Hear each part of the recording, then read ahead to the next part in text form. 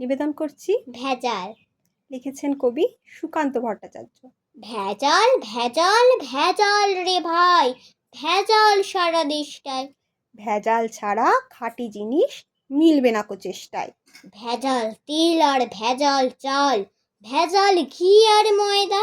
कौन छोड़ेगा भेजल भैया, भेजल से है फायदा। ভেজাল পোশাক, ভেজাল খাবার, ভেজাল লোকের ভাবনা। ভেজালেরই রাজত্বে পাটনা থেকে পাবনা।